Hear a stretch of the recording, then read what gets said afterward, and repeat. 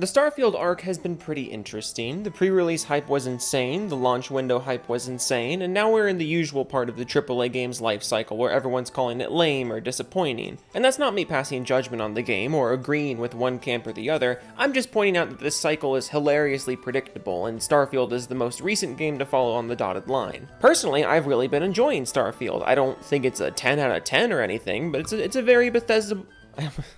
I was gonna say a very enjoyable Bethesda RPG, and I said a very Bethesdable. Can we make that a verb or an adjective now? If a game has janky face animations and a lot of walking, it's a very Bethesdable game. But it's a very enjoyable Bethesda RPG, and it's nice to see Xbox finally have a first-party exclusive that raises the bar a bit and shows that console exclusives can be more than just focus-grouped cinematic action games. But I don't know if it's the critical praise or maybe the somewhat divisive, I guess you could call it, fan reaction to this game over the last couple weeks, but I've seen a not zero number of Xbox fans on Twitter over the last few days try to act like because Starfield was good, that means Xbox is totally back and we've been judging them too harshly.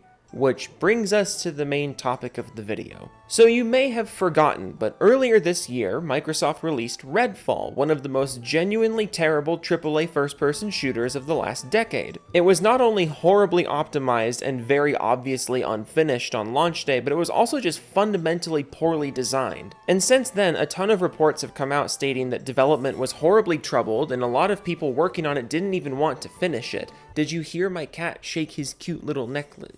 Oh. Do you hear him doing his little scratchies? Phil Spencer himself had to come out and apologize for the game's state at launch, and he was forced to do a ton of damage control because after such a lackluster start to the Series X era of first-party Xbox games, Redfall was not the kick in the nuts that Microsoft needed. And since then, Redfall has basically been abandoned. Allegedly, there's some content patches being worked on, but the promised 60 FPS patch still hasn't gone live, and to my knowledge, there's no ETA on it. Bethesda's Pete Hines has said a couple times that they're going to support it, and he even compared their plans for Redfall to Fallout 76 in terms of long-term support and stuff. But I think a lot of people are with me when I say we'll believe it when we fucking see it. And the reason I'm giving you this depressing recap is because the success of Starfield has seemingly given certain Xbox fanboys rose-tinted glasses when it comes to the other recent first-party Xbox games. But in the case of Redfall, those rose-tinted glasses are probably closer to the Kenny Rogers Roasters sign in that one episode of Seinfeld.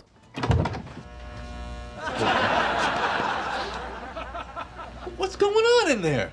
What? That light! Oh, the red. So this tweet slithered onto my feed the other day, and it just so happens to be from Snap Blast Play, one of the biggest and most unapologetic Xbox fanboys on the entire internet. He said, quote, "Reminder, Xbox exclusive Redfall was nowhere near as bad as people said. This one actually was a 7 out of 10 game that got absolutely crucified. Yeah, it had problems, but everyone dogpiled on, like Starfield, for clicks and clout. Hope we get a 2.0 in the fall." And he attached some gameplay that I thought at first was the IGN gameplay preview. Remember the IGN gameplay preview that was fucking terrible and everyone shat on it? Yeah, I legit thought his gameplay was from that.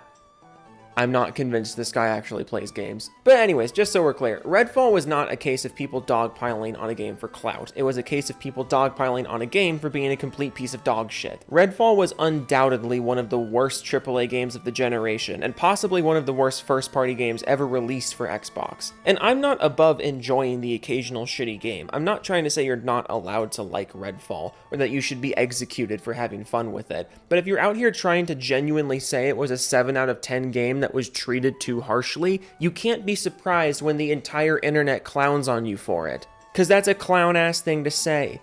This fucking thing didn't even have stare animations when it came out. Like, genuinely, what the fuck are you smoking to think it's a 7 out of 10, and can I fucking have some? But also, imagine thinking this game is a 7 out of 10. Like, what's gonna happen when you play an actual 7 out of 10? And I mean, like, if Redfall is your standard for a 7 out of 10, would something like Doom Eternal just, like, shit your pants for you? If you booted up Witcher 3, would you just like catch fire and cry? Naturally, Snap Crackle Pop got some pushback on this, and when confronted with opposing opinions, he resorted to some of the weirdest defense tactics I've ever seen. Because, I mean, when you have no actual defense for your opinions, you have to start throwing curveballs at people who disagree with you. For example, Marcin Tribus responds, "It was nowhere near a 7 out of 10 at launch. Broken and empty world made by devs that didn't want to do this game." Snapblast responds, "Did you play it?" Marcin replies, "Yeah." Snapblast replies, "How?" Bro, I'm not exaggerating when I say that how is probably the dumbest way you could have responded to this. Because the how is completely irrelevant. He either played it on PC where it was garbage, or he played it on Xbox where it was garbage. Both versions of the game were designed like shit and had rampant technical issues. The answer to the question is genuinely irrelevant. Not that it super matters, because it's also the dumbest question you could have possibly asked. The guy says the world was empty. He says the game was broken. He says the devs didn't want to finish it, all of which were objectively true things. And your response to this is to question how he played it. And you know the best part of this? This wasn't even the only time in the thread he tried this. Sachin Mehra says, "Sorry bro, it was really bad. Starfield is great, but Redfall was trash." Snapblast says, "Did you play Redfall yourself?" Sachin says, "Yes, I have. That's why I'm telling you from my personal experience. I have tried it." Snapblast says, "You have an Xbox and Game Pass?" So, just so we're clear, if you played Redfall on Steam, you didn't actually play Redfall. If you played Redfall via the Xbox app on PC, you didn't play Redfall. If you went out to GameStop and bought a $70 physical version of the game on Xbox, you did not play Redfall. This has to be the most pathetic defense of a game I've ever heard. I'm serious, this has to be the dead bottom of the barrel when it comes to making your platform look good. Because what you're saying here is unless you played the game in the exact way that you approve of for some arbitrary reason, your opinion doesn't matter. Not only that, you're suggesting that there's some difference between the experiences if you acquired the game some other way than the Xbox version specifically through Game Pass. Which is straight up kook behavior. Like, you're not even an idiot or a goofball, you're a kook. And that's so much worse. But believe it or not, Snapcrackle Pop was not the only one in this thread coming out to praise Redfall, because I guess Starfield has just been giving you guys some weird sense of confidence. Like, oh shit, Xbox put out a good game, great, I'm in the clear to say the dumbest shit imaginable. Like, perhaps. I'm both on Redfall and Starfield, two masterpieces. All those who talk negative don't play games. Which is extra ironic when you remember that fucking Mr. Xbox himself was talking negative about Redfall. And I guarantee you that Mr. Xbox plays way more games than you. IGN lies about games. They was paid to ruin Xbox from Jim Ryan and people fanboys of losers PlayStation. You know what I appreciate about people with the shittiest takes imaginable?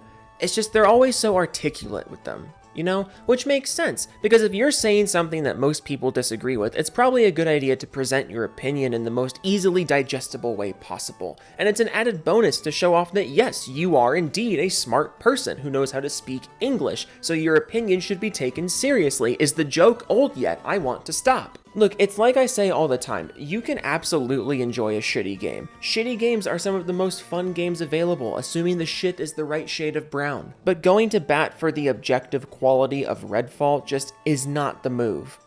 Like, it's just not.